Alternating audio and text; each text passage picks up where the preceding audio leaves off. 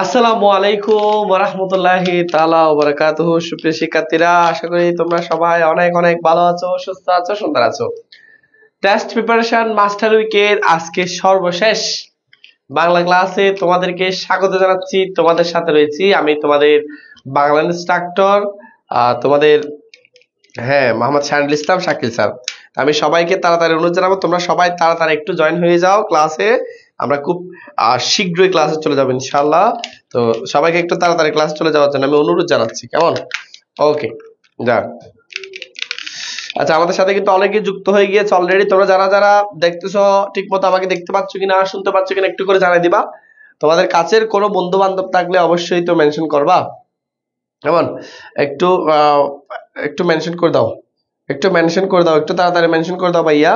তোমরা যারা দেখতেছো আমাকে, তোমরা তোমাদের বন্ধু বান্ধব যারা আছে তাদেরকে একটু করে মেনশন করে দাও। ওকে ওকে, আজকে আমরা আলোচনা করব। ওকে, ডান। আমি একটু শেয়ার করে দিই ক্লাসটা, তোমরা একটু শেয়ার করে দাও। আচ্ছা, আমাদের সাথে অলরেডি অনেকেই যুক্ত হয়ে গিয়েছে মাশাআল্লাহ। পূজাদে রয়েছে, পরশমণি রয়েছে, আসসালামু আলাইকুম সালাম জানিয়েছেন, আছি আলহামদুলিল্লাহ। ওয়ালাইকুম আসসালাম। পূজাদে ভাইয়া কেমন আছেন? আছি আলহামদুলিল্লাহ, ভালো আছি। এই পূজা এখন শোনা যাচ্ছে কিনা দেখো। হারুন রয়েছে, সালাম জানিয়েছে, ওয়ালাইকুম আসসালাম। ফরহাদিয়া প্রভা রয়েছে, সালাম জানিয়েছে ভাইয়া, ওয়ালাইকুম আসসালাম। আমাদের খুব পরিচিত মুখ এগুলো, পূজা, তারপর হচ্ছে প্রভা, তারপর হচ্ছে পরশমণি, তারপর হচ্ছে তোমার স্মৃতি, সময় আসলাম স্মৃতি। তোমরা যেখান থেকে দেখতেছো তাড়াতাড়ি জয়েন হয়ে যাও। আমরা আজকে আলোচনা করব বাংলা সাহিত্যের বিখ্যাত কবিতা, যেটাকে রবীন্দ্রনাথ ঠাকুরের অমর কীর্তি কিংবা অমর সৃষ্টি বলা হয়। অমর সৃষ্টি বলা হয় কিংবা অমর কীর্তি বলা হয়। এই জিনিসটাকে নিয়ে আমরা আলোচনা করব আজকে, এবং এমন প্রত্যেকটা লাইন টু লাইন আমরা ব্যাখ্যা করে পড়বো, যাতে তোমাদের এই এই প্রশ্ন থেকে, অর্থাৎ এই অধ্যায় থেকে যত প্রশ্ন আসবে, যত সিকিউ, যত এমসিকিউ আসবে, তোমরা সবগুলো ইনশাআল্লাহ পারবা। তো তোমাদের সেই জন্য কি করতে হবে ভাইয়া? ক্লাসটা শেয়ার করতে হবে, যথেষ্ট পরিমাণে মেনশন করতে হবে। তোমরা আশা করি করে ফেলছো এতক্ষণে। আছি আলহামদুলিল্লাহ, ভালো আছি। নুসরাত জাহান নওরিন রয়েছে, রিপন চক্রবর্তী রয়েছে, মরিয়ম আক্তার মারিয়া রয়েছে। আচ্ছা, আমাদের প্রভা কিন্তু অলরেডি চলে যাচ্ছে। আচ্ছা, এরপর আসো, ওয়ালাইকুম আসসালাম, রাফিয়া রয়েছে। আচ্ছা, তোমরা গত ক্লাসটা যথেষ্ট এনজয় করেছো, আজকেও দেখি। আজকে যদিও এরকম এন্টারটেইনমেন্ট নাই আমাদের ক্লাসে, কারণ হচ্ছে এটা একটা ট্র্যাজেডি মূলক বলতে পারো, তবে ট্র্যাজেডি না, ধরতে গেলে একটা রূপক শ্রেণীর দিক থেকে ট্র্যাজেডি মূলক একটা কবিতা, কিন্তু আসলে এটা বাস্তবে ট্র্যাজেডি মূলক কবিতা না। একটু শেয়ার করে দাও ভাইয়া। তোমরা যারা শেয়ার করবে, আমাদের হয়তো আগামী উইকে তোমরা কিন্তু পুরস্কার পাচ্ছ। টেস্ট পরীক্ষা নিব আমরা, মানে এই যে মাস্টার উইকে যে টেস্ট প্রিপারেশনে যে পরীক্ষা হবে, সেগুলো আগামী ক্লাসে বা আগামী সপ্তাহে হবে। তখন সেখান থেকে নির্ধারণ করবো আমরা যারা যারা ক্লাস সর্বোচ্চ শেয়ার করেছে। প্রত্যেক টিচারের একটা ভোট থাকবে। এই যে স্টুডেন্টটা হয়তো ক্লাস শেয়ার করেছে, এরা সর্বোচ্চ শেয়ার করেছে, সর্বোচ্চ মেনশন করেছে, প্রত্যেকটা ভিডিও শেয়ার করেছে, তাদেরকে কিন্তু আমরা স্মার্টফোন, স্মার্ট ওয়াচ কিংবা ওই যে 30টি টি শার্ট আমরা গিফট করব। তো তোমরা সবাই আশা করি এতক্ষণ শেয়ার করে দিয়েছো, আমি জানি না, একটু শেয়ার করো। ওয়ালাইকুম আসসালাম।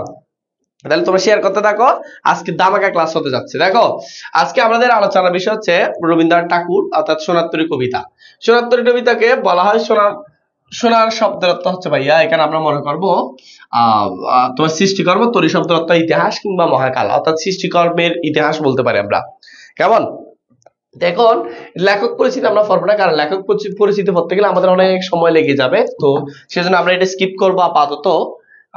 এখানে ওনার কাব্যগ্রন্থ থেকে শুরু করে এগুলো আমরা সবগুলো কিন্তু যেটা পেইড ব্যাচ রয়েছে, ওখানে কিন্তু আমরা রবীন্দ্রনাথ ঠাকুরের নিয়েই কিন্তু একটা ক্লাস দিই।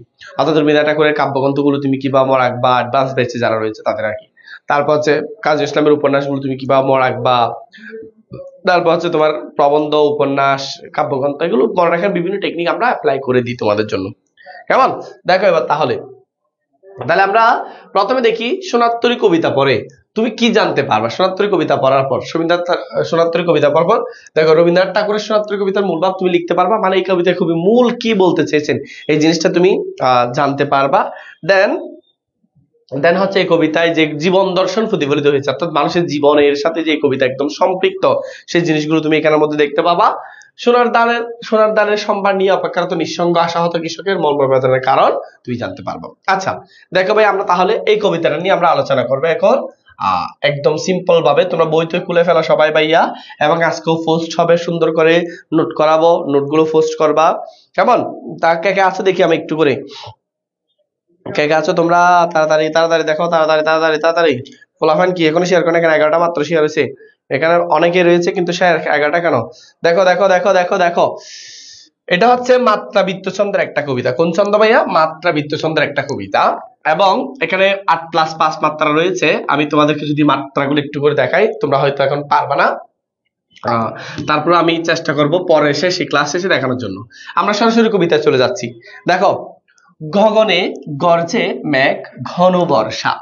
কবি এখানে কি বোঝাতে চাচ্ছে? এই কবিতায় মূলত আমাদের কবি রবীন্দ্রনাথ ঠাকুর, তিনি যে মনে করো অনেক বছর ধরে সাহিত্যকর্ম রচনা করেছেন, উপন্যাস, কাব্যগ্রন্থ, তার জীবন দশায় তিনি যা যা লিখেছেন, শেষ বয়স শেষে বুঝতে পারেন এগুলো যদি ইতিহাস কিংবা মহাকালের মধ্যে তুলে দিতে না পারে তাহলে এগুলো সবগুলো বিলীন হয়ে যাবে। সেজন্য তিনি এই যে সাহিত্যকর্ম যেগুলো করেছে সবগুলো একটা তরী কিংবা নৌকা কিংবা মহাকালে ইতিহাসে তিনি এগুলোকে জায়গা করে দিয়েছেন। আজকে সেই নৌকা, সেই আমাদের এখানে সেই তরী আমাদের এখানে আসছে, তোমাদের বাড়িতে গেছে, প্রত্যেকের ঘরে ঘরে আজকে তোমরা রবীন্দ্রনাথ ঠাকুর উপন্যাস, রবীন্দ্রনাথ ঠাকুরের নাটক, বিভিন্ন সবকিছু তোমরা পড়তেছো। আচ্ছা, সাকিব ফসার রয়েছে, সালাম জানিয়েছি। ওয়ালাইকুম আসসালাম, কেমন আছেন ভাই? আছি আলহামদুলিল্লাহ। শাকিল স্যার কেন আছেন? কে বলছে? আচ্ছা, একটা আরবি নাম কল্লু নাফসিন, এখানে কি বলছে জানি না।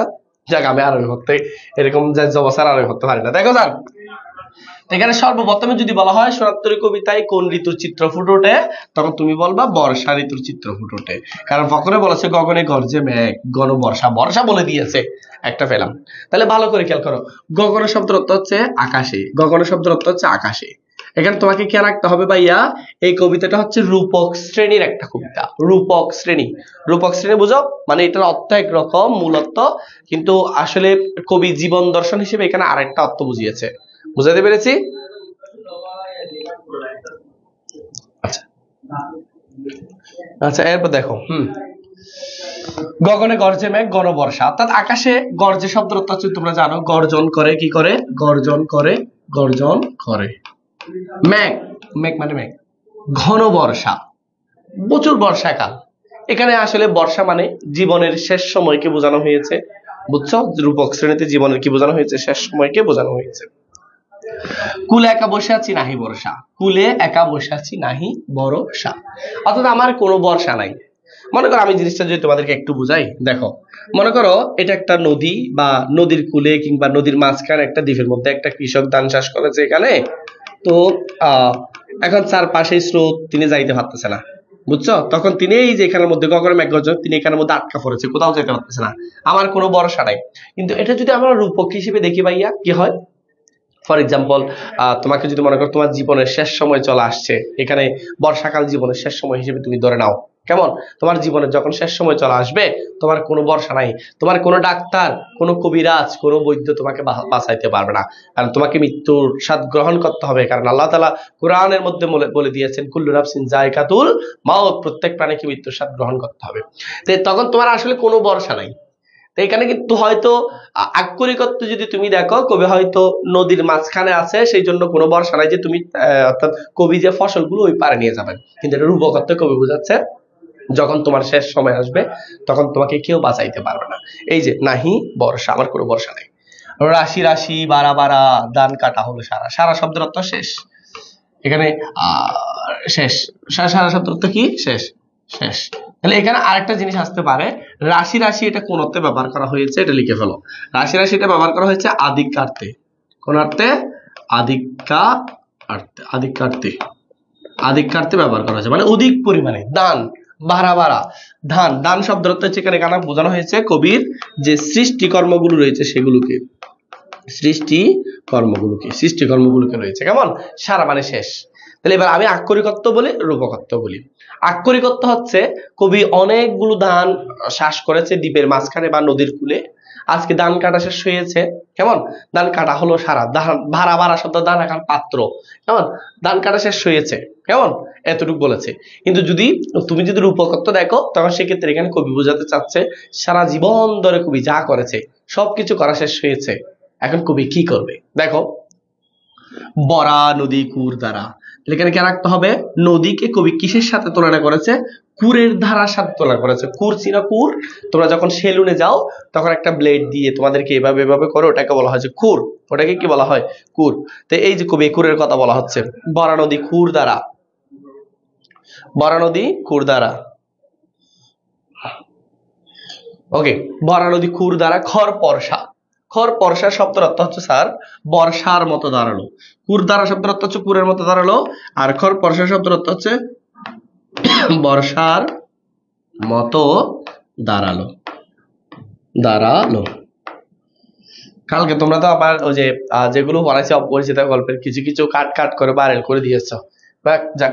এরপর দেখো, অর্থাৎ কবি বুঝাতে চাচ্ছে মানে এই যে কবি নদীর মাঝখানে যে আটকা পড়েছে, আটকা পড়ে সেখানের মধ্যে তার স্রোত যেগুলো ছিল, স্রোতগুলো কুরের মতো দাঁড়ালো, আমি যদি পা দিই কিংবা আমি যদি এখানের মধ্যে নামি তাহলে আমাকে হয়তো বেশি নিয়ে চলে যাবে, এমন দাঁড়ালো।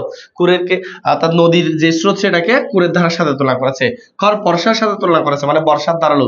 বর্ষা কি ভাইয়া, বর্ষা হচ্ছে এমন একটা অস্ত্র যেখানে দুই পাশে হচ্ছে তীক্ষ্ণ, মাছ সামনে হচ্ছে সরু, অর্থাৎ তোমাকে একদম গুতাই দিলে, তোমাকে যদি ঢুকাই দেয় তোমার অবস্থা একদম খারাপ হয়ে যাবে, ছুরির মতো আর কি, ওটাকে বলা যায় বর্ষা।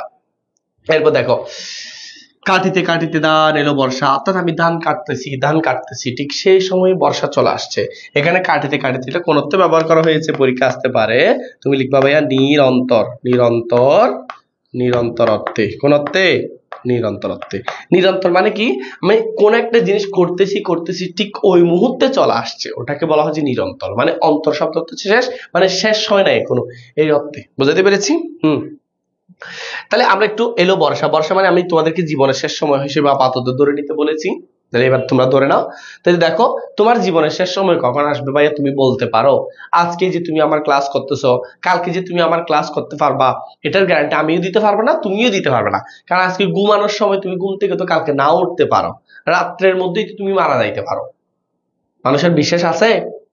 কত মানুষ মারা যায় আমরা কি মনে রাখি? হ্যাঁ, তুমি মরে যাও আজকে, হয়তো তোমার জন্য, তোমাকে যে মানুষটা ভালোবাসতো, তোমাকে যে মানুষটা একদম খুব প্রাণপণে তোমাকে ভালোবাসতো, হয়তো তুমি চলে গেলে তার হৃদয় কিছুদিনের জন্য থমকে যাবে, কিন্তু সময় থমকে যাবে না।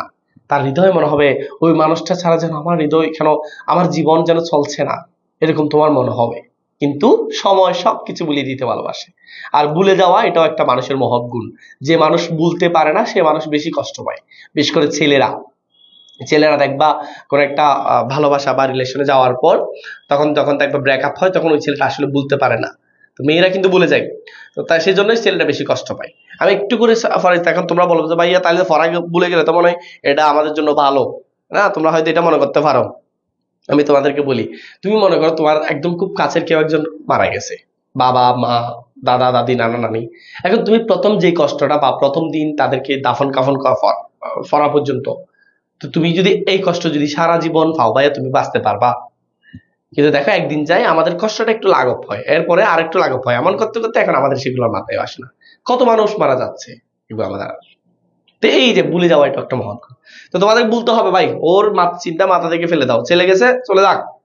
এখানে বলছে কাটতে কাটতে দান এলো বর্ষা, অর্থাৎ আমি ধান কাটতেছি ঠিক সেই মুহূর্তে আমার তোমার কি ওই যে বর্ষা জীবনের শেষ সময় চলে আসছে। এই যে আমরা প্রতিদিন পড়ালেখা করতেছি, এটা করতেছি, ক্যারিয়ারের গঠন করতেছি, কিন্তু আমরা মৃত্যুর কথা ভুলে গিয়েছি। কবিও ভুলে গিয়েছে, কবি বলছে আমি সাহিত্য রচনা করতেছি, উপন্যাস রচনা করতেছি, কাব্যগ্রন্থ রচনা করতেছি, মহাকাব্য তো করে নাই, ছোট গল্প রচনা করতেছি, কিন্তু দেখলাম এই যে কোন দিকে যে আমার জীবনের আয়ু ফুরিয়ে গেল, আয়ু যেন শৈবালের নীর কেমন ফুরিয়ে গিয়েছে। তো কবি আসলে বুঝতেছে না, পরে এরপর দেখেন আমরা নিব। এরপর দেখো একখানে ছোট ক্ষেত আমি একলা, তাহলে এখন বুঝছো কিনা বলো, এতটুকু বুঝছো কিনা বলো বাবুরা, এতটুকু বুঝছো তোমরা, এতটুকু বুঝছো? এরপর দেখো, এরপর খেয়াল করো এখানে কি বলেছে, দেখো একখানে ছোট ক্ষেত আমি একলা।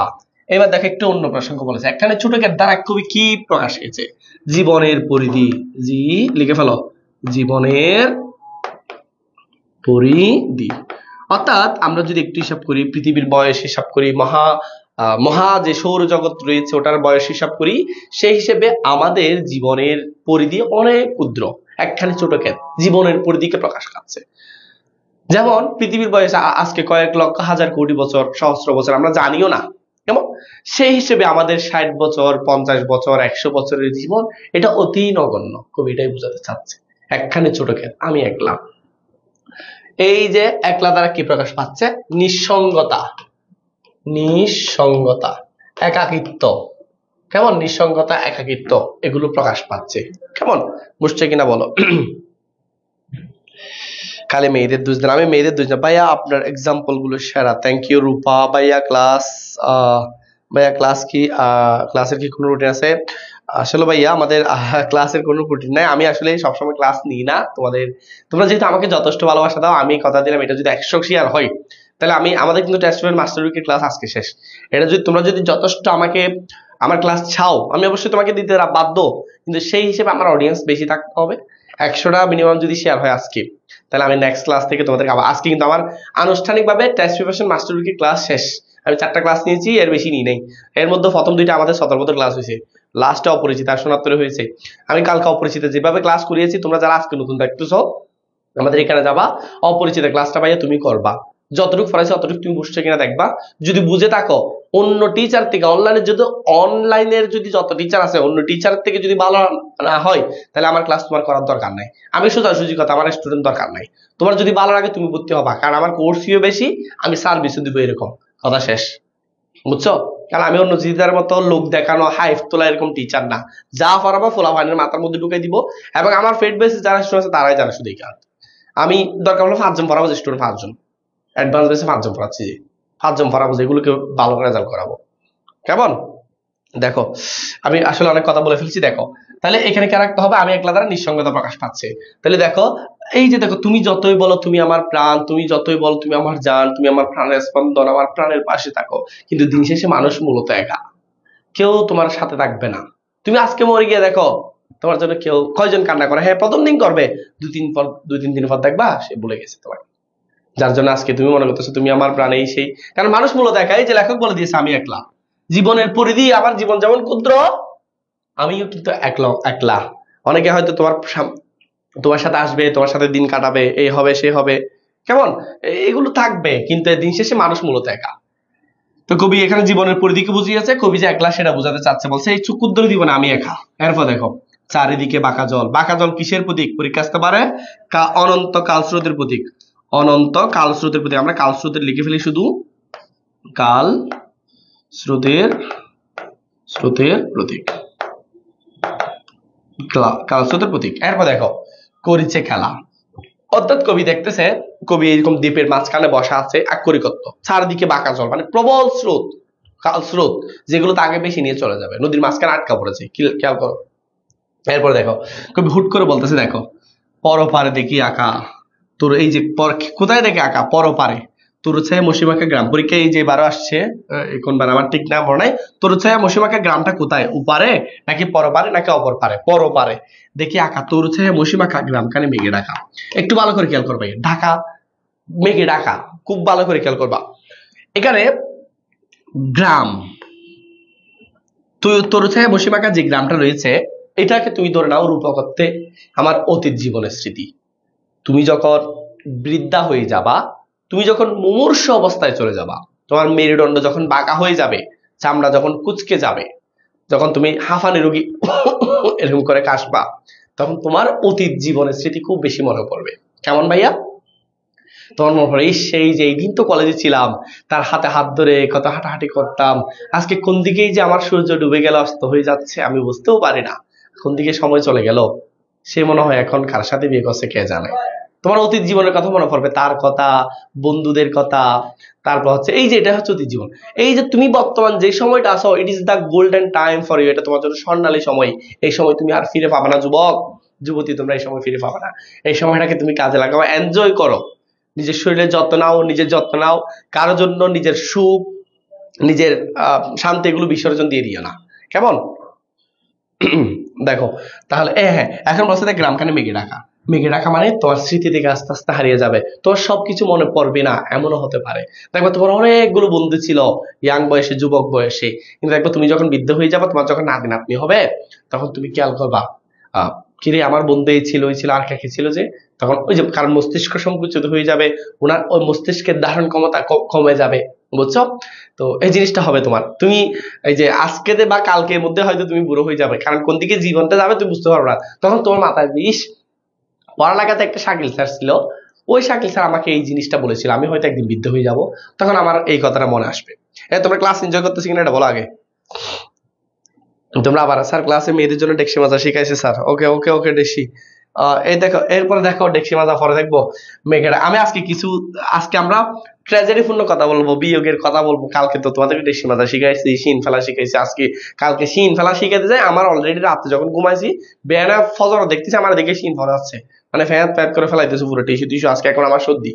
যাক দেখো এরপরে কি বলছে দেখো, মেঘে ঢাকা।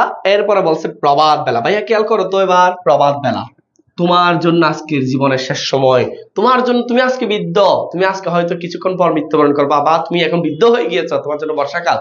কিন্তু আজকে যে শিশু জন্মগ্রহণ করবে, যে নবজাতক জন্মগ্রহণ করবে, তার জন্য সেটা কি বেলা? প্রভাত বেলা। তার জন্য সে এখন তরুণ হবে, সে আস্তে আস্তে কৈশোর বয়স, তরুণ বয়স, যৌবন এগুলো পার করবে, তার জন্য সেটা প্রভাত বেলা, সকাল বেলা। তো পরীক্ষা আসতে পারে সোনাত্তরী কবিতায় বর্ণিত ঘটনাটা কোন বেলার? তুমি বলবা প্রভাত বেলা। কেমন? তারে বলে দিও সে যেন আসে না আমার দ্বারে, তারে বলে দিও। তাহলে দেখছো প্রভাত বেলা, প্রভাত বেলা হচ্ছে সকাল বেলা। তাহলে প্রভাত বেলা কেমন হয়? পরীক্ষা আসতে পারে চিররঙিন হয়। প্রভাত বেলা সবসময় কি হয়? রঙিন হয়। প্রভাত বেলা চিররঙিন। এরপর দেখো এপারেতে ছোট ক্ষেত আমি একলা, আবারও এপারেতে ছোট ক্ষেত জীবনে পরিধি পড়াইছি আমি একলা, দুইবার বলেছে আর কি এটা আমি একলা দ্বারা নিঃসঙ্গতা প্রকাশ পাচ্ছে। তাহলে এটা আমরা ব্যাখ্যা দিচ্ছি না। এরপর দেখো গান গেয়ে তরিবে কে আসে পারে, খুবই গুরুত্বপূর্ণ লাইন। গান গেয়ে, গান গেয়ে, গান গেয়ে মানে গান গেয়ে তরিবে কে আসে পারে, কেউ একজন আসতেছে। মাঝি বাইয়া যাও রে, এরকম করে গাচ্ছে। অকুল দরিয়ার মাঝে আমার ভাঙা তরি রে, মাঝি বায়া যাও রে, এরকম ভাটিয়ালি গান গেয়ে গিয়ে আসতেছে, গান গেয়ে তরবে কেউ কেউ আসতেছে। আচ্ছা আমাদের সাথে অনেকে যুক্ত হয়েছে, সুমানা সামিরা যুক্ত হয়ে গেছে। সালাম আলাইকুম ভাইয়া, আমি আসছি এতক্ষণ পর। ও ভাইয়া আচ্ছা থ্যাংক ইউ। পোমা সালাম জানিয়েছে, কেমন আছেন? কারোর সাথে ভাইয়ার ক্লাস করতে পারবো না বাজি সামনে। আচ্ছা এরপর দেখো গানটা সে, থ্যাংক ইউ। তোমরা বললে আমরা গান গাইবো, সমস্যা নেই, তোমরা কাট করে রাখবা, কাট কাট। দেখো তাহলে গান গেয়ে মানে এখানে খেয়াল করো ভাই, এবার ক্লাস আসো, সবসময় শুধু অন্য প্রসঙ্গ বলবো না। গান গাওয়া মানে এখানে হচ্ছে সব, এখানে তরি, তরি শব্দ তো বলছিলাম মহাকাল, মহাকাল বা তোমরা ধরে নাও ইতিহাস, কি ইতিহাস। তাহলে এবার খেয়াল করো ভাইয়া, ইতিহাস সবসময় গান গেয়ে গিয়ে আসে। গান গাওয়া মানে কি তোমরা এভাবে ধরে নিবা, পূর্বের ইতিহাসের কথা বলে আসা, পূর্বের ইতিহাসের কথা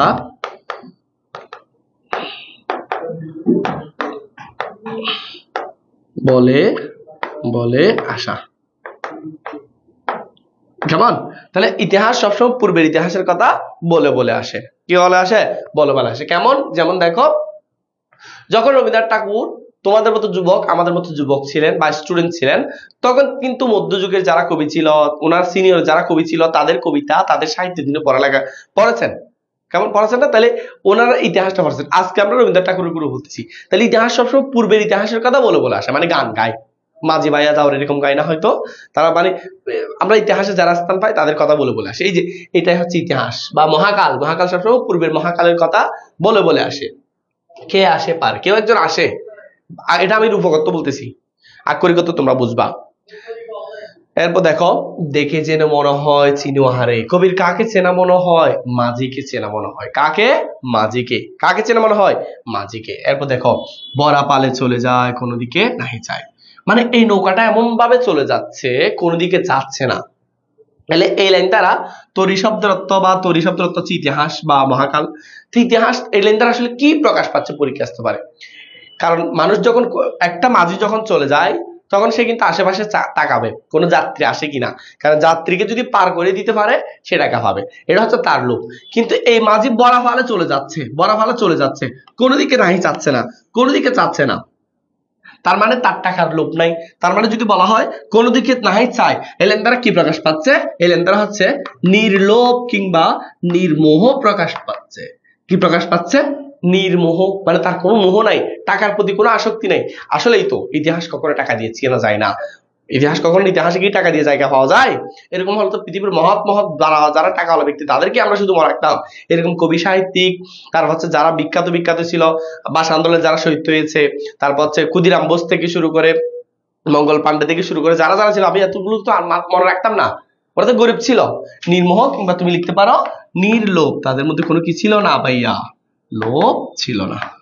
কেমন? এরপর দেখো, তারা বড় ভালো চলে যায়, তারা কি বোঝাচ্ছে? মহাকালের গতিশীলতা।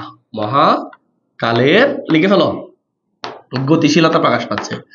কারণ আমাদের পরীক্ষায় আসে যে ভাই এরকম, কোনটা দ্বারা কি প্রকাশ পাচ্ছে। দেখো তুমি বলবো মানে WTF, আমি আসলে এখান দ্বারা কি বোঝাচ্ছিস আমি কেমন বুঝবো? এরকম তোমাদের মাথায় আসতে পারে। নির্মোহ মাঝিগোর, তোমরা বুঝতেছো? চুবান, তুমি মানবিকের আমাদের নতুন কোর্স অলরেডি ভর্তি চলতেছে, বাংলা কোর্সে তো অলরেডি আছে, তুমি চাইলে বাংলা কোর্স বা মানবিকের অন্যান্য কোর্সগুলো তো ভর্তি হয়ে যেতে পারো। কেমন? এরপর দেখো ভাইয়া, ঢেউগুলো নিরুপায় ভাঙে দুই ধার, কিন্তু এদিকে ঢেউগুলো কিন্তু নিরুপায়। এই দেখো বরাফালে চলে যায়, মানে ইতিহাস কিংবা মহাকালের গতিশীলতা। ইতিহাসের গতিশীলতা বলতে পারো, মহাকালের গতিশীলতা বলতে পারো। দেখো না, ইতিহাস খুব দ্রুত চলে যাচ্ছে।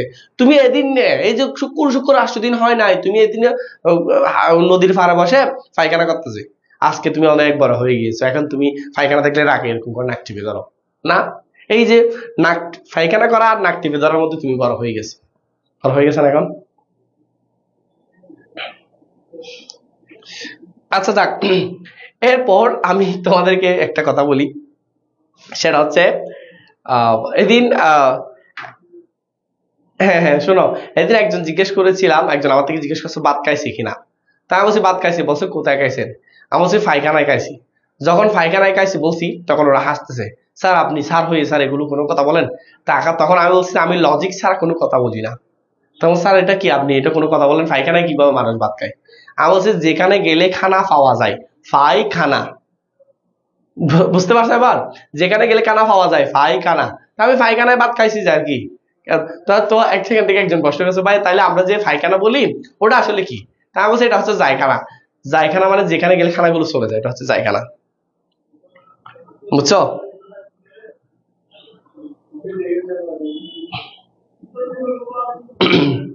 আচ্ছা আচ্ছা, এরপর দেখো, এরপর খেয়াল করো আবার এই, তোমরা আমি জানি যে রেকর্ড করে ফেলবো, আমি জানি বাজি।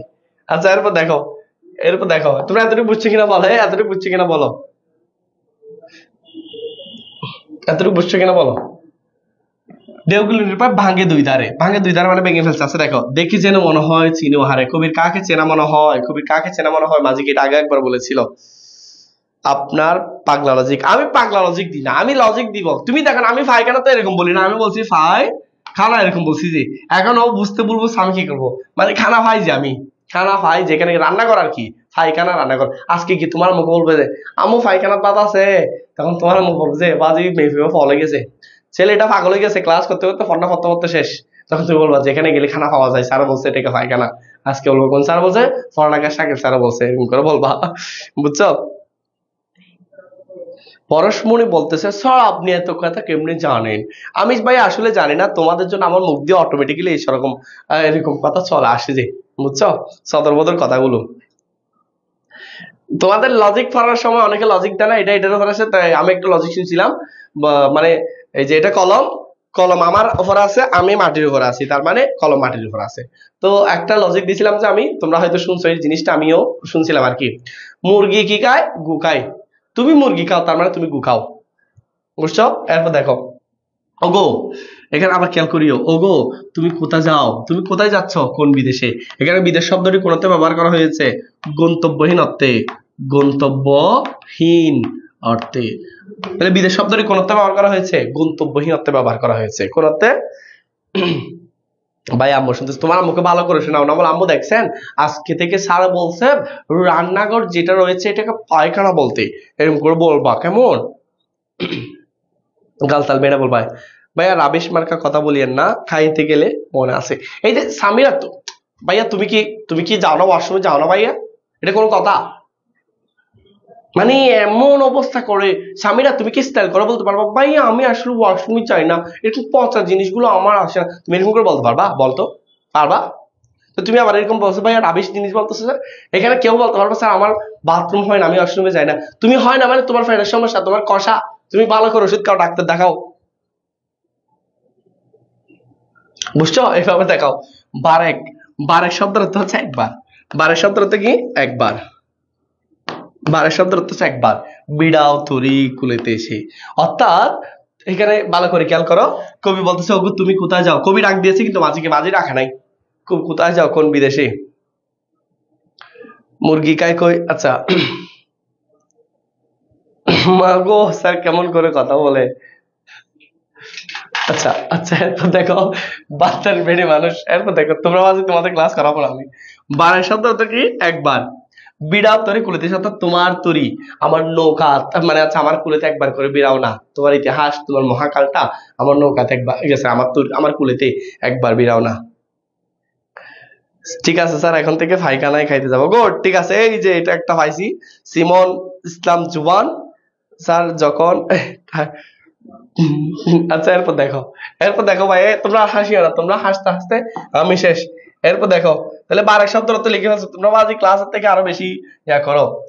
এরপর দেখো কি বলেছে, যেও যেটা যেতে চাও, তোমার যেখানে ইচ্ছে সেখানে যাও, আমার কোনো আপত্তি নেই। কবি বলছে, কবিকে বলছে তুমি বাংলাদেশের মধ্যে যেও না, ভারতের মধ্যে যেও, এরকম বলছে।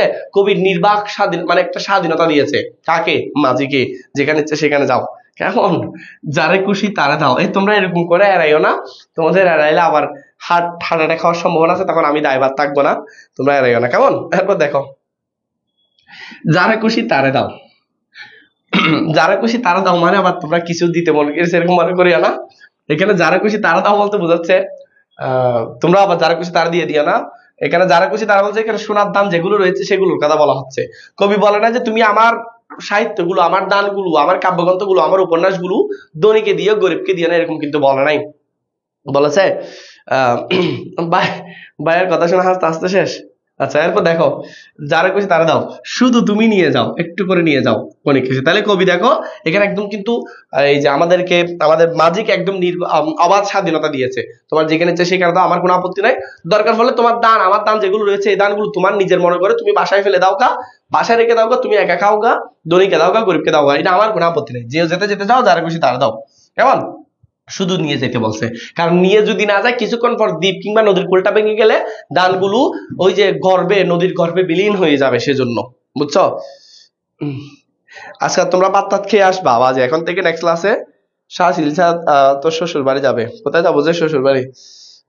আচ্ছা আচ্ছা, আর রাশিদুর জামান মনা স্যার আমাদের সাথে যুক্ত হয়ে গেছে। আচ্ছা যাক, এরপর দেখো শুধু তুমি নিয়ে যাও। এরপর দেখো কি বলেছে। তাহলে এগুলো সবগুলো বুঝছো? এবার খেয়াল করো, কনিক হেসে, এই দেখো আমাদের যে মিষ্টি হাসা একটু সুন্নত লেখা, এখানে কনিক হেসে একটু করে বলে দিয়েছে।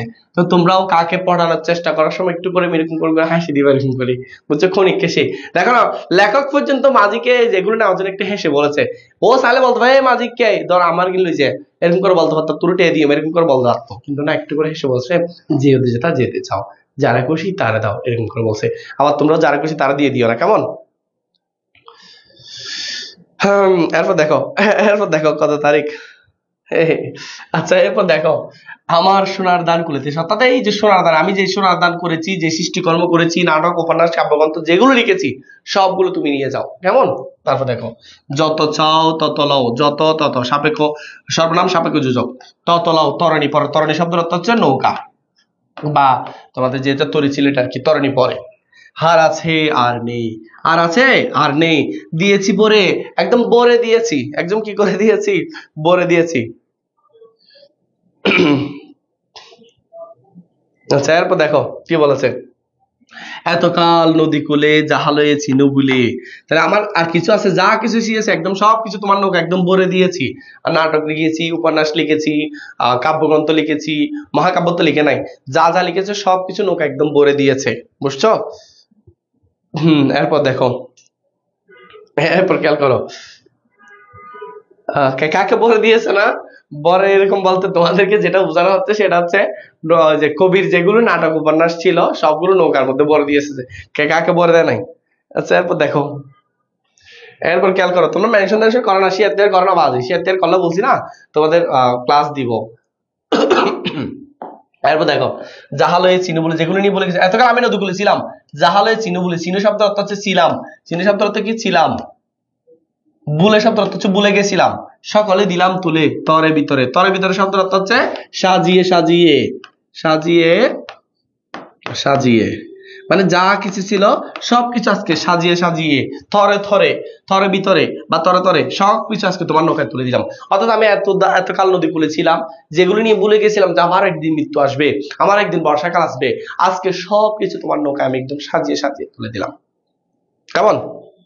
এরপর দেখো, শাশ শ্বশুর বাড়িতে নিয়ে গেলে এটার নাম কি হবে? লজিক। আচ্ছা এগুলো পরে বলবো, আগে এখানে আসো ভাইয়া, তারপর দেখা যাবে। এখন আমারে লহ করুণা করে, ও মাঝি তোমাকে তো আমার যা কিছু আছে সবকিছু নিঃস্ব হয়ে গেলাম আমি, সবকিছু তোমার নৌকায় তুলে দিলাম। এখন আমাকে একটু প্লিজ প্লিজ মাঝি, তোমার নৌকায়, তোমার নৌকার মধ্যে আমাকে, আমার জন্য একটু জায়গা হবে না? প্লিজ দাও না মাঝি, ওগো মাঝি একটু অনুরোধ করতেছি, এই যে করুণা করেছেন, করুণা করে ওগো আমার লহ অনুরোধ করতেছি, প্লিজ একটু নাও, নাও না প্লিজ, নাও না। তোমরা এরকম করে যদি কোনো একটা মেয়েকে বলো, সেই মেয়েটা মনের মধ্যে জায়গা দিয়ে ফেলবে। কিন্তু মাঝিটা আসলে ওই যে স্বার্থপর, মানে মাঝিরা আসলে দেয় না, কারণ ইতিহাস সবসময় কি স্বার্থপর। তো তোমরা এই জিনিসটা ইউজ করতে পারো। এখন আমার লহ করুণা করো, প্লিজ তোমার মনে আমাকে একটু জায়গা দাও, আমার একটু লও, তোমার মনে নাও, অন্য কেউ যাও না আবার। এরপর দেখো, আমার লহ করুণা করে, তখন দেখো এই যে আমাদের তরি কিংবা ইতিহাস যেটা রয়েছে সেটা তোমার ব্যক্তি মানুষের জন্য খুবই স্বার্থপর, তারা হচ্ছে ব্যক্তি মানুষকে স্থান দেয় না, সেজন্য সে বলেছে ঠাঁই নাই, ঠাঁই নাই, বলে দিয়েছে কি জায়গা নাই, জায়গা নাই। ছোট্ট সে তরি, এতটুকু হচ্ছে মাঝি বলেছিল। মাঝি বলছে, মাঝির যে স্বার্থপরতার কথা সেটা এখানের মধ্যে ফুটে উঠতেছে, মাঝি যে স্বার্থপর সেটা এখানে।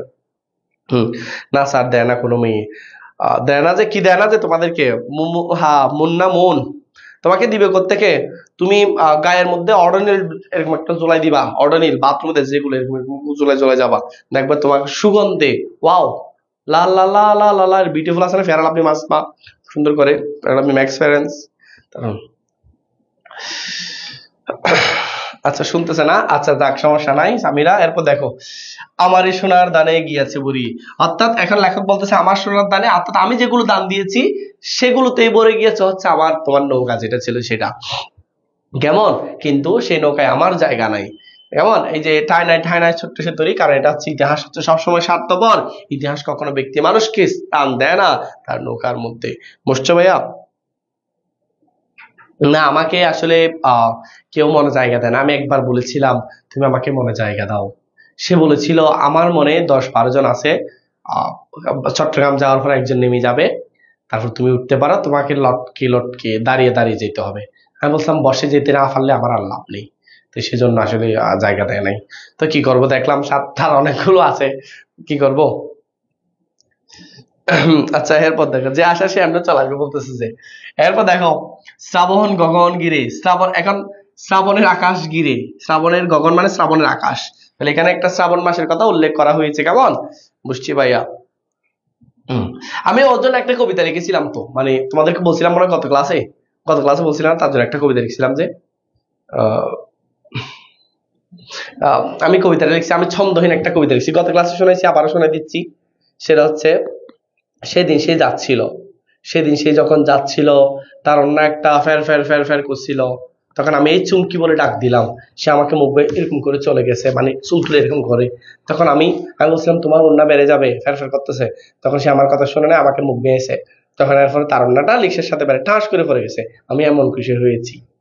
কেমন? এটাই আর কি। স্যার আপনি বললেন না বাথরুমে ছিল, হ্যাঁ বাথরুমে, এটা তো ব্রেকআপের কাহিনী, তোমরা কি বলো ভাই এগুলো, মা এগুলো তুমি কি বলো? আচ্ছা এরপর দেখো, এরপর দেখো শ্রাবণ আকাশগিরি, ঘন মেঘ ঘুরে ফিরে, মেঘ আরো ঘন হচ্ছে, শূন্য নদীর তীরে রহিন পড়ে, পরীক্ষা আসতে পারে। মেঘ আরো কি হচ্ছে, তুমি মনে করো এরকম একটা নদীর মাঝখানে তুমি এরকম জায়গায় আটকা পড়েছো, চারদিকে কেউ নাই, তোমার একজন মাঝে আসছিল তোমার দানগুলো নিয়ে চলে গেছে, এখন তুমি একা এখানের মধ্যে বসে রয়েছো, চারদিকে প্রবল স্রোত, বর্ষাকাল, শ্রাবণ মাস, শ্রাবণের আকাশ ঘিরে অনেক বৃষ্টি করতেছে, সন্ধ্যার সময় তুমি এরকম বসে আছো, কেউ নাই, অনেক বৃষ্টি হচ্ছে, তখন তোমার কেমন লাগবে? Just create a realistic view, একটা রিয়েলিস্টিক ভিউ তৈরি করো। এরপর দেখো, শূন্য নদীর তীরে রোহিণী পড়ে দ্বারা কি প্রকাশ পাচ্ছে? একাকিত্ব, শূন্যতা, অসহায়ত্ব প্রকাশ পাচ্ছে। একাকিত্ব, শূন্যতা, কারণ মানুষ মূলত একা। একাকিত্ব। তারপর হচ্ছে তোমার কি? অসহায়ত্ব, অসহায়ত্ব প্রকাশ পাচ্ছে। অসহায়ত্ব প্রকাশ পাচ্ছে। কবি একাকিত্ব, কবি অসহায়ত্ব, রোহিণী পড়ে। বুঝছো? তোমরা এত হাসলে হবে ভাই, যে হাসাহাসি, আমার হাসতে হাসতে শেষ বলতে চাইছা। ক্লাস কেমন লেগেছে তো ফিডব্যাক হবে আজকে মিনিমাম 10+ হবে, কেমন? পোস্ট আরো বেশি হবে। যাক, এরপর দেখো, যা ছিল নিয়ে গেল সনাতনী। আমার যা কিছু ছিল ও নিয়ে গেছে, এখন আমি নিঃস্ব, মন পড়ে রয়েছে তার জন্য। কি করবো আমি? সে দিল মোরে কেমনে ফাঁকি, এরকম করে তোমার মাথায় আসতে পারে। যা কিছু ছিল সনাতনী নিয়ে গেছে। তাহলে এখানে কবিতা জবিতে বোঝা যাচ্ছে আজকে সেই নৌকাটা, কবি তো মরে গেছে, কবি তো ওই যে স্রোতের যে তোমার কি রয়েছে কবলে পড়ে কবির দ্বীপটা ভেঙে যায়, কবিও চলে যায়। এখন কবি চলে গেছে, কিন্তু ওই যে দানগুলো নৌকায় তুলে দিয়েছে সোনাত্তরের মধ্যে। কেমন? যখন নৌকাটা আজকে এখানে আসছে, সামিরাদের বাড়িতে গেছে, সামিরা বলছে আইন নিব না, নৌকা এরকম করে চলে গেছে। আবার আসছে, মুন্নাদের বাড়িতে গেছে, পরশমণির বাড়িতে গেছে, পূজার বাড়িতে গেছে, স্মৃতির বাড়িতে গেছে। এই যে যারা যারা তারা কয়েকজন নিছে, আবার সবাই নেয় নাই। তো দিন শেষে আমিও নিছি, আমি এখন তোমাদেরকে পড়াচ্ছি, এরকম আর কি। যাক, তো দিন শেষে তোমার কি, আজকে কবিতাগুলো আমরা পড়তেছি, আমার এখানে আসছে, আমি তোমাদেরকে পড়াচ্ছি, তোমরা বাধ্য হয়ে পড়তেছো কারণ শাকিল যা পড়াচ্ছে। বুঝছো কিনা বলো? তাহলে এবার এই কবিতা হচ্ছে জীবন দর্শন। ক্লাস কেমন লেগেছে বলো? ক্লাস কেমন লেগেছে বলো, তাড়াতাড়ি বলো, তাড়াতাড়ি বলো। সবাই মাত্র 32টা শেয়ার হয়েছে, মাশাআল্লাহ, তোমরা অনেক যথেষ্ট আমাদেরকে হেল্প করেছো। 34টা হয়ে গেছে। স্যার ক্লাস হলে শেষ হলে বাংলা সিলেবাসটা দিয়েন। দেখো, বাংলা সিলেবাস কোনটা স্যার আমি বুঝতে পারতেছি না। হাসতে হাসতে পেট ব্যথা স্যার। আচ্ছা, তোমাদের পেট ব্যথা হলে আমি কিন্তু আসলে দায়ী না, কারণ হচ্ছে তোমাদের পেট ব্যথা হয়ে গেছে, আমি কি করবো ভাই? আমি কিন্তু আসলে কাউকে হাসাই না, কারণ জানি দেখ তোমরা, আমি যদি কোনো হাসির কথা বলো তোমরা হাসবা, আর আমি হাসি কা পাত্র নেহি বানেগা, আমি কখনো হাসির পাত্র হতে চাই না। বুঝছো? আই এম অন সিরিয়াস, আমি অন সবসময় সিরিয়াস থাকি। এখন তোমরা আমার কথায় হাসি গেলে আমি কি করবো ভাই? ভালো স্যার, সেরা স্যার, সেরা স্যার, সেরা sir, thank you, thank you, thank you. তাহলে যদি সেরা হয় তাহলে অবশ্যই একটা পোস্ট হয়ে যাবে ক্লাসের মাঝখান থেকে, একটা স্ক্রিনশট নিয়ে যখন আমাকে সেরা লাগে তখন একটা করে সুন্দর করে একটা পোস্ট হয়ে যাবে ইনশাল্লাহ। এবং তোমাদের যদি এই কবিতা থেকে প্রশ্ন আসে তাহলে ইনশাল্লাহ পারবা। এখানে মধ্যে আমি সবগুলো ব্যাখ্যা করে করে দিয়েছি। সোনাত্তরী কবিতায় কখন কি করে, সোনাত্তরী কবিতায় বৈরী আবহাওয়া নির্দেশক চরণ, গগনে গর্জে মেঘ, বরা নদী কুর্তারা, এগুলো সবগুলো পারবা। সোনাত্তরী কবিতা পরে আমরা কি বলতে পারি? কীর্তিমানের মৃত্যু নেই, মানুষ বাঁচে কর্মের মধ্যে, বয়সের মধ্যে নহে, জন্ম হোক যথা তথা, কর্ম হোক ভালো, কর্মিচ্ছে কর্ম অধিক প্রত্যাশিত।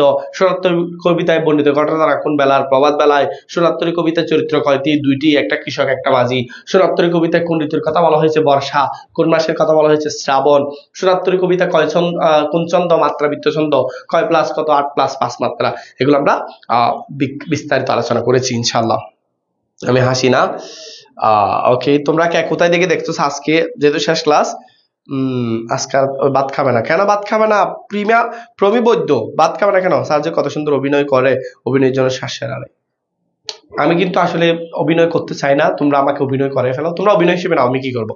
যাক, যেটা বলছিলাম, তোমাদের কার বাড়ি কোথায় আমি একটু করে জানতে চাই। কে কোথায় থেকে দেখছো একটু করে কমেন্ট করবা, প্লাস এরপরে যদি পারো কলেজটা কমেন্ট করবা, আমি সবাইকে একটু মেনশন করে দিব, এরপরে ক্লাসটা শেষ করে দিব। লক্ষ্মী হয়ে যাবে। আচ্ছা, ওকে ওকে ওকে ওকে, পোস্ট দেন, এসএস নিব, এসএস পরে নিও। আমি চট্টগ্রাম থেকে দেখতেছি, চট্টগ্রামের কোথায় জেলাটা সহ মেনশন করে দিও না ভাইয়া। প্রভা, অভিনয়ের জন্য ভাই সেরা রে। আয়সা, তুমি এগুলো কি বলো ভাই? আমি অভিনয় করি, তোমরা মানে স্যার আমি একদম বুঝি না, আমাকে যেন তোমরা এরকম খাও কেন? আমি জং করে মেয়ে করতে পারে না। ইমা, তুমি পারবা ভাই, চেষ্টা করো, তুমি মেয়ের অনুষ্ঠানে যাবা, এরকম করে চুল কতগুলো এদিকে নিবা, টক করবা, এরকম এরকম করবা, দেখবা পেরে গেছো। চট্টগ্রামের সীতাকুণ্ড থেকে দেখতেছে সামিরা, চট্টগ্রামের রাঙ্গুনিয়া থেকে দেখতেছে নুসরাত জাহান নরিং, চট্টগ্রাম থেকে অনেকেই সাবিলা হক, আয়শা আক্তার সিলেট থেকে, পূজা দেয় চিটাগং থেকে, সীতাকুণ্ড থেকে স্মৃতি, ইমা সিলেট মৌলভীবাজার থেকে দেখতেছে, তারপর হচ্ছে সীতাকুণ্ড দেখতেছে প্রভা, সীতাকুণ্ড গভর্নমেন্ট মহিলা কলেজ থেকে দেখতেছে রূপা। তুমি এতক্ষণ কলেজে কি করে? এত রাতে কলেজে কি? রাঙ্গুনি গভর্নমেন্ট কলেজে দেখতেছে নুসরাত নৌরিন, সামিরা, চট্টগ্রামের সীতাকুণ্ড থেকে, আচ্ছা। সিলেট থেকে প্রমি বৈদ্য, শান্তিরহাট গাছবাড়ি কলেজ থেকে দেখতেছে আতিকুর রহমান ফাহিম আমার স্টুডেন্ট, বলতেছে পড়শি চিরাং থেকে, সীতাকুণ্ড গভর্নমেন্ট কলেজ থেকে। তোমাদের ক্লাস কেমন লাগছে? পোস্ট হয়ে যাবে। আমি তো আজকে সাংলাস টাংলাস নাই যে পোস্ট দিব, কিভাবে দিতাম পোস্ট। যাক, যে কোনো ভালো লাগে আর কি। চিকল বাহা থেকে দরকার নাই ভাই। আচ্ছা ঠিক আছে, তাইলে তোমরা টক টক করবে না, সুন্দর করে মন দিয়ে পড়ালেখা করবা। এরপরে কখন দেখা হয় জানি না, আমি তোমাদের সাথে দেখা করার জন্য অধীর আগ্রহে থাকবো। আমি সবাইকে অনুরোধ জানাবো, আমি যদি কখনো ফ্রি ক্লাস দিই তোমরা অবশ্যই শেয়ার করবা। আমি যদি কোনো কিছু দিই শেয়ার করার চেষ্টা করবা, কেমন? তো তোমাদের সাথে হয়তো আজকেই শেষ দেখা, পরে যদি কোনো লাইভ ক্লাস দিই আমি থাকবো ইনশাল্লাহ। আমি তোমাদেরকে চাই আর কি সবসময়। তো তোমাদের বন্ধু বান্ধব, ছোট ভাই বোন কেউ ফার্স্ট ইয়ার থাকলে অবশ্যই তাদেরকে জানাই দিবা, কেমন? তো আসলে আমার ছেড়ে যেতে ওই যে যেতে নাহি দিব হাই, তবু চলে যেতে হয়, তবু চলে যাই। মানুষের বিভিন্ন পর্যায়ে বিভিন্ন কারণে তোমাদের কাছ থেকে হয়তো অনেক মানুষ চলে যাবে, বিদায় নিবে, এটা মেনে নিতে হবে। তবে আমি চেষ্টা করব ক্লাস নেওয়ার জন্য, ফ্রি ক্লাস ইনশাল্লাহ। সামিরা বলতেছে ভাইয়া ক্লাস নিয়েন প্লিজ। সামিরা, আচ্ছা দেখি ভাইয়া আমি কি করতে পারি। অনলি সীতাকুণ্ড থেকে ভাইয়ারা ক্লাস নিয়েন। আচ্ছা ক্লাস আরো নিয়েন, আচ্ছা আমি দেখি না কি করা যায়। চট্টগ্রাম শিকাল বাগা দেখতেছে আপনার স্টুডেন্ট হারুন। ক্লাস আপনার সাথে দেখা করতে চাই। প্রমি বৈদ্য আমার সাথে দেখা করতে চাই বলছে, স্যার ছিল ভাইয়া ক্লাসটা, স্যার ফ্রি লাইভ ক্লাস দিয়েন প্লিজ। ফি আমানিল্লাহ রূপা, তোমরা সবাই সবাই সবাই সবাই সবাই সবাই ইচ এন্ড এভরিওয়ান আমার জন্য দোয়া করবা। কারণ মানুষের হচ্ছে সবচেয়ে, আমি তোমাদের প্রতিদান হিসেবে অনেক যদিও বলি শেয়ার করো, এই করো সেই করো, দিন শেষে আমার প্রতিদান হিসেবে একটা জিনিস থাকবে, সেটা হচ্ছে তোমাদের দোয়া। তোমরা যে যার ধর্ম মতো আমার জন্য অন্তত আমার নামটা ধরে, নাম তো সবাই জানো শাকিল স্যার, দোয়া করবা। লন্ডন থেকে দেখতেছে পারভেজ স্যার, লন্ডনের চট্টগ্রাম থেকে। আচ্ছা যাক, এরপরে দেখো সবাই বুঝতে যাবে না মাশাআল্লাহ না, তাহলে সবাই একটু দোয়া করবা অন্তর থেকে। আর নিজ নিজ জায়গায় অটুট থাকো, ভালো কাজ করো, সত্য কথা বলো, আর পড়ালেখা মনোযোগ দিয়ে করো। কিছু না বুঝতে তো ভাইয়া আছি, আমাকে অবশ্যই নাম দিলাম, ঠিক আছে? আমার ফেসবুক আইডি সবগুলো দিয়ে দিলাম। পরশমণি আপনার ক্লাস মিস করবো ইনশাল্লাহ, মিস করলেও তো ভাই কিছু করার নাই। দেখা হবে ইনশাল্লাহ জীবনের নতুন কোনো সফলতার নতুন কোনো গন্তব্যে। তোমাদের ছেড়ে যেতে ইচ্ছে করতেছে না, তারপরেও বাধ্য হয়ে যেতে হচ্ছে। সবাই আশা রাখবো, কারণ এই যে দেখো অডিয়েন্স বেশি দরকার হয় না, তোমাদের মতো এই যে কয়েকজন অডিয়েন্স থাকলে আমাদের ক্লাসটা প্রাণ ভরে যায় একদম ধরতে গেলে, বুঝছো? আমি বলছি না আমি স্টুডেন্ট বেশি পড়াবো না, 24 জন পড়াবো, 30 জন পড়াবো, এগুলোই এনাফ, এর থেকে বেশি পড়াবো না। তো তোমাদের যদি মনে হয় ক্লাস দিয়েন ভাই, ক্লাস দিয়েন ভাই, তোমরা গ্রুপে মেসেজ দিয়ে বলবা যে শাকিল স্যারের ক্লাস চাই, শাকিল স্যারের ক্লাস চাই। আর না হলে আজকে গ্রুপে পোস্ট দেওয়ার সময় লিখে দেবো, বর্গ লিখে দেবো শাকিল স্যারের ক্লাস চাই, শাকিল স্যারের ক্লাস চাই, তখন আমি ইনশাল্লাহ দিব, ঠিক আছে? শাকিল আজকে থেকে, ওকে শাকিলা বলতেছে, ঠিক আছে ওকে স্যার। তাহলে ময়মনসিংহ থেকে অনেকে দেখতেছে, তাহলে স্যার ভালো থাকিও, সুস্থ থাকিও, সুন্দর থাকিও। আসলে যেতে ইচ্ছে করতেছে না, তারপরে চলে যেতে হচ্ছে। সবাই আমার জন্য দোয়া করবা। আসসালামু আলাইকুম ওয়া রাহমাতুল্লাহি ওয়া বারাকাতুহু। বিশেষ করে আমার জন্য, আমার পরিবারের জন্য, যাতে তোমাদের সাথে ক্লাস নিতে পারি, সুস্থ থাকি। আসসালামু আলাইকুম।